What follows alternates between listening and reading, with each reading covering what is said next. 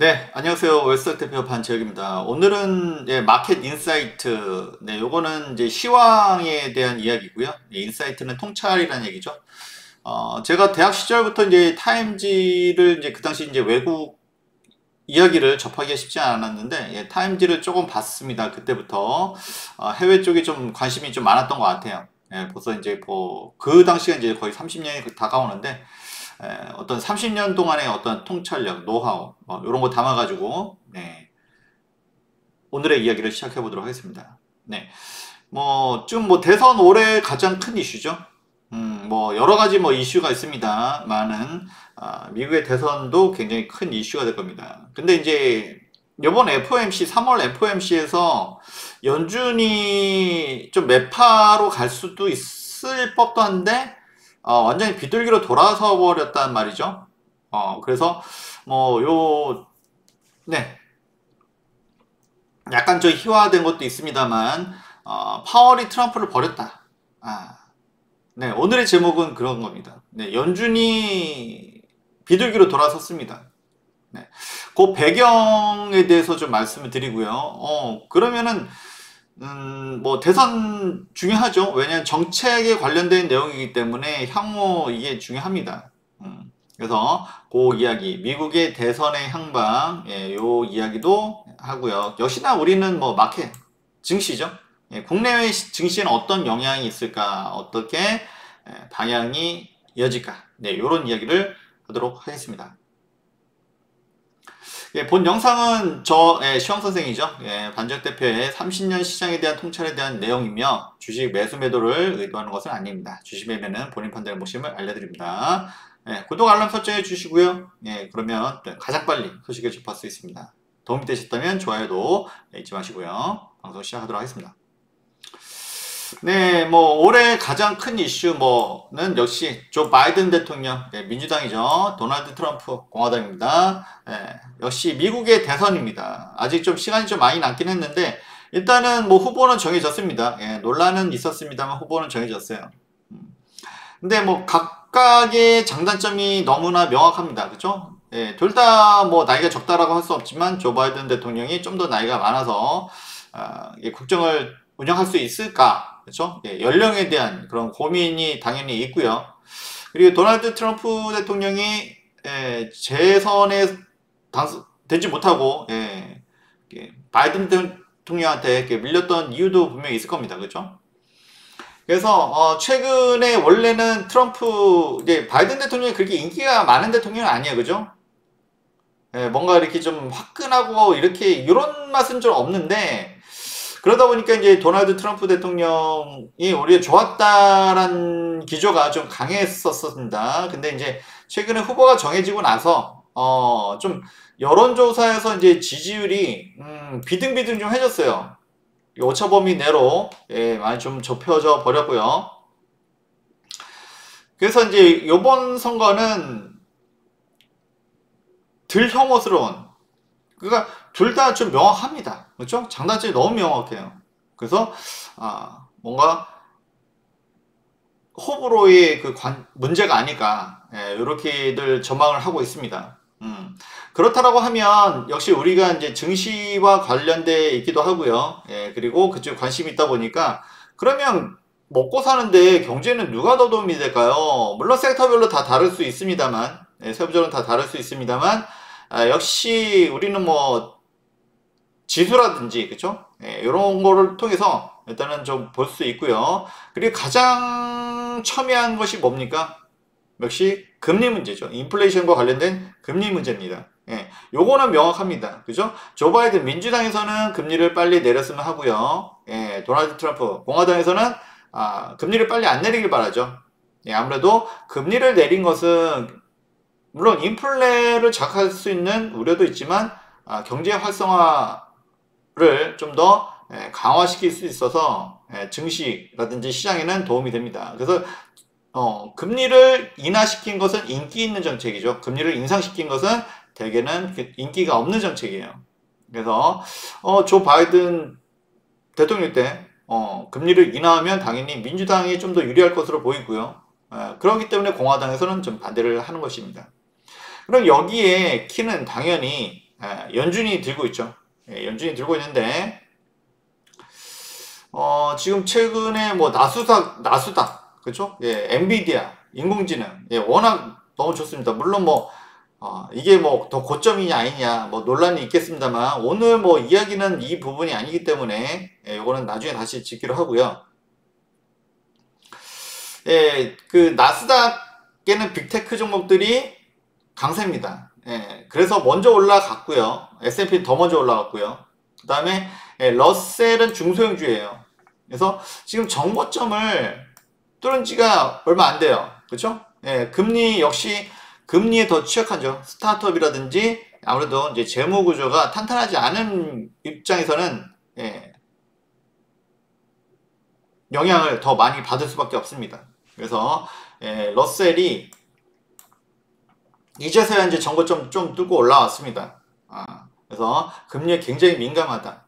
그래서 이제 나스닥 지수가 더 치고 올라가느냐 마느냐 사실은 S&P에 비해서 나스닥이 못 올랐던 것은 빅테크 종목은 좋았지만 역시 이제 중소형 스타트업 종목들이 좋지를 못했죠. 금리에 영향을 많이 받았기 때문에 역시나 러셀의 중소형 종목들이 잘 올라가야 나스닥도 추가 상승이 가능하지 않을까 이렇게 보고 있는데요. 요번에 그 연준이 굉장히 중요했습니다. FOMC. 그래서 근데 완전히 비둘기였죠. 그러니까 최근에 3월 들어서 CPI라든지 소비자 물가지수 그리고 PPI 생산자 물가지수 둘 다 예상치보다 조금씩 높았어요. 그래서 뭔가 시장에 좀 우려감이 있었는데 그래서 금리 인하 시기가 늦춰진다든지 또는 횟수가 줄어든다든지 이런 우려가 있었습니다. 근데 이번에 FOMC 점도표를 보니까 올해 3번 작년하고 이제 또 같습니다. 기존의 입장을 고수했어요. 그래서 그 자체가 굉장히 시장에서는 우려를 불식시켜 줬기 때문에 비둘기 연준의 역할을 했던 거고요. 그래서 이런 점을 봤을 때는 아무래도 좀 민주당이 좀 유리하죠. 그렇죠? 현재 정권을 잡고 있는 민주당한테 유리합니다. 그러면서는 파월이 이제 그 민주당, 그 공화당 쪽으로, 바이든 쪽으로 돌아선 것이 아닌가 이렇게 볼 수도 있는데 그 근거가 뭘까요? 그렇죠? 연준이 이렇게 점도표를 3번, 올해 3번 금리 인하를 한다. 이유가 뭘까요? 첫 번째는 CPI가 예상치보다 좀 높게 나오긴 했지만 역시 연준이 가장 중요시한 것은 개인 소비 지출 PC입니다. 그렇죠? 이번에 4월 29일 날 발표가 돼요. 그래서 아직 예상치는 나오지는 않았지만 요 그래프만 봐도 점차적으로 완화되는 것을 알 수가 있습니다. 2.6, 2.6, 2.4 물론 최근에 유가 때문에 이게 좀 돌릴 수는 있어요. 좀 돌릴 수 있지만 2.4라고 하면 굉장히 준수한 물가 지표가 지금 나와 있습니다. 역시 연준이 중요시하는 데이터는 역시 개인 소비 지출이고요. 그 중에서도 근원, 개인 소비 지출, 코어죠, 코어 PC가 가장 중요한데 역시 여기서도 최근에 가파르게 내려오고 있습니다. 3.2, 2.9, 2.8 그래서 요번에도 좀씩 뭐 이제는 많이 내려오기는 힘들죠. 갑자기 많이 내려오기 힘들지만 조금씩 계속 내려와 준다고 하면 역시 금리 완화가 좀 더 수월해지고요. 그런 구조로 가고 있습니다. 일단은 데이터가 개인 소비 지출이 잘 나오고 있다. 이런 부분들이 일단은 연준에서 금리 인하를 시사할 수 있는 일단은 하나의 근거가 되고요. 그리고 이제 인플레이션 나우캐스팅 있죠. 인플레이션 나우캐스팅 요거를 보면 요번에 2.4 정도 그 다음에 그냥 PC는 다시 올라갈 수도 있어요. 유가 때문에. 그렇지만 코어 PC는 2.78, 2.67 그래도 0.1 정도씩 내려온다라고 일단은 예측이 되고 있습니다. 역시 데이터에 근거하고 있다. 요거는 연준이 그동안 계속 강조해왔고 역시 연준이 가장 중요시하기는 PC 또는 코어 PC가 물가가 잡히는 모습을 보여주고 있다는 것이 굉장히 긍정적이다 라고 말을 할 수가 있죠. 두 번째는 그러니까 첫 번째는 데이터입니다. 데이터가 그래도 물론 PC 얘기입니다만 이렇게 금리가 인플레이션이 완화되고 있는 것을 보여주고 있고요. 두 번째는 이 부분인데 최근에 제가 많이 좀 강조를 해드리고 있죠. FOMC 다다음 날 22일 날 연준의 간담회가 있었습니다. 간담회. 이거 파월 의장 보이시죠? 그래서 연준 의원이 이렇게 가운데 있고 그 다음에 각계를 대표하는 분들이 이렇게 양쪽에 앉아 있습니다. 그래서 이것이 유튜브로 생중계가 됐다고 하는데 이것을 생중계로 했다라는 것 자체가 이번 FOMC에서 금리 인하를 시사한 것을 뭔가 쐐기를 박는 것이 아닌가 싶은데요. 뭐 연준 의원들은 그렇다 치고 이 옆에 계신 분들이 뭐 예를 들어서 뭐 농업 또는 뭐 간호 이런 소상공인 또는 자영업자들입니다. 그래서 제가 계속 강조를 드리고 있습니다만 소위 뭐 빅테크 뭐 최근에 뭐 매그니피스트라든지 이런 빅테크들은 굉장히 재무 구조가 좋아요. 고금리 상태에서도 잘 버티고 오히려 더 성장하고 그래서 S&P라든지 나스닥 지수는 고공행진을 했습니다. 오히려 더 좋아요. 그렇지만 농업이라든지 또는 이런 뭐 간호사들 간호사들이 뭐 나쁘다는 건 아니지만 어쨌든 상당히 좀 상황이 어렵죠. 그래서 여러 가지를 봤을 때 지금 뭐 미국의 실업률도 굉장히 낮아요. 낮지만 그게 낮은 이유가 있죠. 지금 투자 쓰리잡 안 하면 먹고 살기 힘들다는 거죠. 미국도 물가 너무 많이 올랐습니다. 그렇죠? 트럼프 코로나 때 그 다음 바이든 대통령도 역시 뭔가를 재정을 뭐 확대하는 것을 둘 다 선호하기 때문에 돈이 너무 많이 풀렸어요. 그러다 보니까 고금리 인플레이션이 너무 올라가죠. 그래서 고금리가 됐는데 역시 고금리의 피해를 받는 것은 서민들입니다. 그래서 여기서는 이제 그런 소상공인 또는 자영업자 또는 서민을 대표하는 분들과 함께 간담회를 했습니다. 당연히 좋다는 얘기 안 하겠죠. 어렵다는 얘기를 합니다. 그래서 연준이 이번에 비둘기 행보를 보인 데는 첫 번째 데이터, 두 번째는 역시 겉으로는 보기 성장이 빅테크들이 인공지능으로 해서 굉장히 실적이 좋은 것처럼 보이지만 이런 서민들 또는 소상공인들은 어렵다는 겁니다.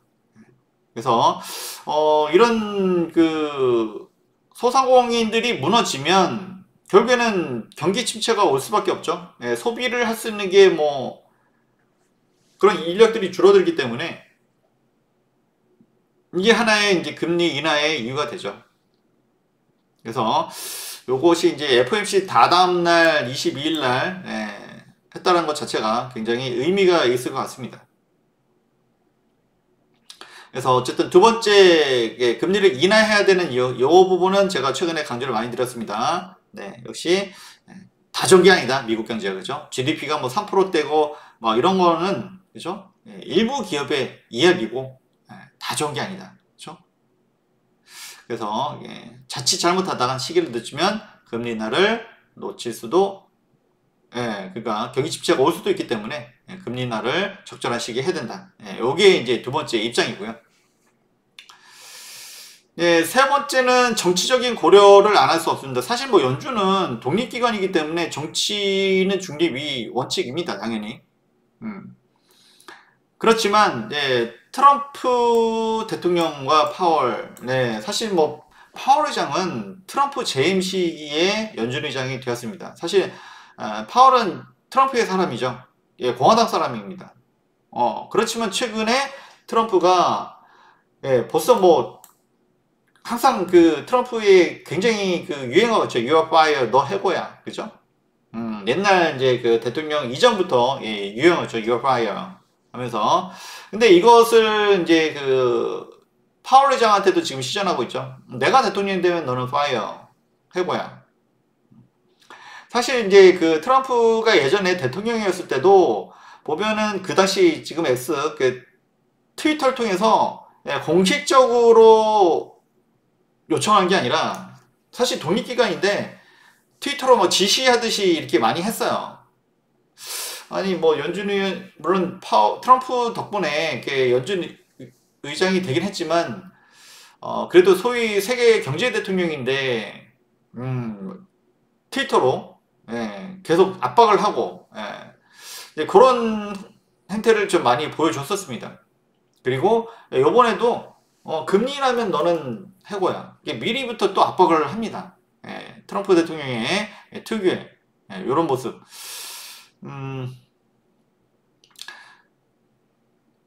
분명히 연준은 중립기관입니다만 지금 민주당에서 파월에 미치는 저 인플레이션을 잡으면서 경제 성장도 같이 하고 좀 전대미문의 업적을 세울 수도 있는 상황이에요. 근데 이제 트럼프가 대통령이 되면 바로 해고입니다. 그죠?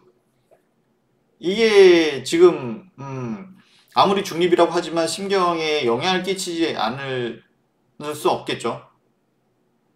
네. 네, 이런 부분도 좀 작용을 하지 않았을까 보이고요. 예, 트럼프는 뭐 이미 시연하고 있습니다. 이어파이어. 근데 네, 이게 결국에는 파월 의장도 만만한 사람이 아니죠. 당연히 뭐 정치적 중립입니다만 결국에는 뭐 데이터에 근거한 것도 있고, 그렇죠? 예, 경기 침체를 예방하는 것도 있고, 소상공인을 서민을 위해서 그런 것도 있고, 이런 부분도 작용하지 않았을까 싶습니다. 네. 그래서 연준이 비둘기로 돌아섰습니다. 네, 좀 시장에서 걱정했던 부분들이 좀 해소가 됐죠. 그러면서 좀 이제 최근에 시장이 굉장히 좋은 모습을 보였습니다. 요거는 그쵸? 트럼프가 먼저 해고한 건지 아니면 파월이 해고한 건지 결국 돌고 도는 거, 딱 요거를 보면은 딱 요 그림이 딱 그것을 설명해 주는 것 같아요. 네. 그리고 이제 아까 러셀을 보여드렸는데 금리가 높다라고 하더라도 역시 빅테크들은 워낙 재무 구조가 탄탄합니다. 네, 계속 자사주 매입을 하고 소각을 하고 주주 친화 정책도 하고 있습니다. 근데 러셀은 그렇지 못하죠. 그만큼 여력이 없습니다. 그래서 최근에서야 정고점을 돌파했어요. 최근에서야. 근데 이게 마치 제가 예전에도 말씀을 드렸는데 이게 우리나라 코스피랑 비슷해요. 그리고 코스피가 나스닥하고 디커플링 되는 모습을 많이 보였죠. 미국의 빅테크들이 막 좋은데 한국의 뭐 삼성전자도 그렇고 많이 쫓아가지 못했어요. 근데 오히려 제가 봤을 때는 이 러셀이랑 비슷합니다. 그죠? 금리의 영향을 많이 받는다는 거죠. 보면 10월 말에 저점 찍어주고요. 10월 말에 저점 찍어주고 그 다음에 11월, 12월 작년 연말에 상승했습니다. 이거 똑같아요, 모습이. 그 다음에 조정 주고 그 다음에 최근에 이렇게 올라오는 모습, 최근에 요거 올라오는 모습. 네. 이게 우리가 러셀 코스피가 우리는 당연히 나스닥이랑 연동될 거라고 생각하는데 오히려 금리에 좀 취약한 러셀이랑 좀 더 비슷하게 움직이고 있습니다. 그래서 요거를 한번 이제 보여드리려고 했었는데 마치 오늘 좀 잘 된 것 같습니다. 그래서 역시 금리가 완화되면 그동안 이제 투자를 받기 힘들었던, 그죠? 고금리 때문에 투자 받기 힘들었던 스타트업이라든지 이런 섹터가 좋겠죠. 그리고 이렇게 중소형주들이 좋아야 나스닥도 추가 상승이 되지 않을까 싶습니다. 네. 근데 이게 코스피랑 좀 비슷하단 말이죠. 물론 최근에 이제 항생도 좀 올라오고 있는데, 이렇게 이제 신흥시장, 금리에 좀 더 취약하더라. 그리고 금리가 완화되면 오히려 이쪽이 더 좋을 수가 있다. 요 얘기죠. 그래서 최근에 코스피 일봉을 보면요. 최근에 또 삼성전자가 또 좋습니다. 역시 인공지능에 관련된 그런 모멘텀이 있다 보니까 최근에 흐름이 좋았고요. 코스피 지수도 잘 올라왔습니다. 그리고 주방성 보면 지난주 역시나 역시 엔비디아의 영향력이 그만큼 막강해졌다는 거죠. 그래서 엔비디아의 HBM3E를 납품할 가능성 때문에 그동안 하이닉스만 올라왔다가 이제 최근에는 삼성전자도 급등하는 모습을 보여주었습니다. 삼성전자 올라오니까 지수가 당연히 올라가죠. 그리고 역시 신흥시장으로 요번에 FOMC 비둘기 연준 때문에 굉장히 많이 들었죠. 물론 뭐 엔비디아 호재도 있지만 이런 호재들은 묻히는 경우도 많았습니다, 그동안. 근데 금리 인하가 올해 3번 정도로 거의 가능성이 굉장히 높아지면서 코스피 현물 이 중에는 뭐 삼성전자 당연히 많이 들어갔겠죠. 그리고 선물도 그렇죠? 1조 1천억, 1조 5천억 엄청 많이 들어왔습니다. 최근에 3일 동안 역시 FOMC의 영향이라고 할 수 있죠. 그리고 이제 뭐 삼성전자 뭐 최근에 좀 얘기를 많이 들고 있습니다만 역시 120선 아래는 좀 과하다 말씀드렸는데 바로 급등을 해버렸습니다. 그래서 이번에 연준이 6월에 금리 인하를 하는 게 시간적으로 맞다, 그죠? 너무 늦게 하면, 그죠? 미국 대선에 임박해서 하면 너무 정치적으로 보이죠? 그 전에, 그죠? 너무 좀 그렇게 정치적으로 보는 거 사실 좋지가 않습니다. 그렇기 때문에 6월에 하는 게 적절하다. 그렇기 때문에 물론 최근에 CPI라든지 PPI 우려감이 있었지만 너무 걱정하지 말자 했는데 바로 좀 양봉을 띄워주고 그 다음에 역시 FOMC 점도표 나오고 그 다음에 엔비디아 계속 호재가 뜨죠. 그동안 못 갔던 삼성전자가 계속 올라오고 있습니다. 그리고 또 최근에는 또 AI 가속기 또 요것도 제가 좀 말씀을 드리고 있죠. 마하. 그래서 여기 엔비디아의 AI 가속기를 얼마나 대체할 수 있을까? 요것이 또 관건이 되겠죠. 요거는 아직 시장에서 정확하게 평가가 이루어지고 있지 않다라고 말씀드렸습니다. 요게 좀 평가가 이루어진다고 하면 최근에 엔비디아의 그 수익이라든지 매출 어마어마합니다. 그래서 요 부분을 좀 기대할 수 있다 말씀을 드렸고요. 역시 삼성전자 기대를 해보고 있습니다. 8만 이상 갈 수도 있죠. 8만 9만까지 일단은 보고 있습니다. 요거는 뭐 종목에 대한 것은 별도로 나중에 다시 말씀을 좀 드리고요. 그리고 어쨌든 간에 지금 뭐 그 금요일날 79,900원까지 갔어요. 한옥권 못 갔었는데 최근에 보면은 외인들이 뭐 어마어마하게 또 매수를 많이 하고 있습니다. 그렇기 때문에 이걸로 끝나지 않는다라는 거죠. 물론 뭐 매물도 많이 나오고는 있습니다만 이걸로 끝나지는 않을 것이다. 말씀을 좀 드렸고요. 종목에 관한 것은 별도로 좀 말씀을 드리도록 하겠습니다. 그리고 이제 역시 뭐 미 대선에 관련돼서 트럼프 대통령이 되면 친환경이 좋지 않다라는 얘기가 많았어요. 정책적으로 이쪽을 그닥 좋아하지 않는 것 같기 때문에. 근데 최근에는 2차 전지는 그래도 좀 올라오고 있습니다. 전고체 배터리 열심히 우리 보고 있고요. 그 다음에 태양광, 풍력, 그 다음에 수소, 원자력 이런 종목들은 이런 섹터는 어떨까? 물론 이런 것들도 이제 그 세부적으로 별도로 좀 말씀을 드려야 되는데 일단은 뭐든지 주식은 타이밍이죠. 2차 전지는 그래도 좀 흐름을 타고 있습니다. 그죠? 그 다음에 원자력도 전력기기 아무래도 이제 인공지능 자체가 워낙 데이터 센터 자체가 전력을 많이 소비를 하기 때문에 이런 원자력들이 관심을 받고 있어요. 그래서 일단은 수급이 따라주는 이런 섹터를 먼저 보고 그 다음에 태양광, 풍력, 수소 관심 있으신 분들은 좀 더 지켜보자 일단은 말씀을 드리도록 합니다. 그리고 수소 같은 경우는 개인적으로 내년 정도를 일단 보고 있어요. 그래서 아직까지 본격적으로 올라오기는 좀 쉽진 않고요. 지금은 2차 전지랑 원자력 우선 보시고 태양광, 풍력, 수소는 좀 나중에 보도록 하자. 왜? 수급이 아직 안 따라주고 있기 때문에. 그리고 아무튼 정책에 대한 어떤 리스크가 크죠. 그래서 정책 리스크가 크지 않은 쪽을 먼저 보는 쪽이 좋도록 하겠습니다. 그래서 이 시간은 시황 위주로 이렇게 좀 방송을 했고요. 시간은 좀 쪼개서 이렇게 말씀드렸고 종목은 별도로 다시 편집해서 올려드리도록 하겠습니다. 그래서 지금 마켓 인사이트는 시황 전문 채널입니다. 종목은 별도로 하겠습니다. 네, 그래서 구독 알람 설정을 해 놓으시면 저 시영 선생 반역 대표의 30년 시장에 대한 노하우, 통찰을 가장 빠르게 접할 수 있도록 하겠습니다. 도움이 되셨으면 좋아요 버튼도 잊지 마시고요. 네, 감사합니다.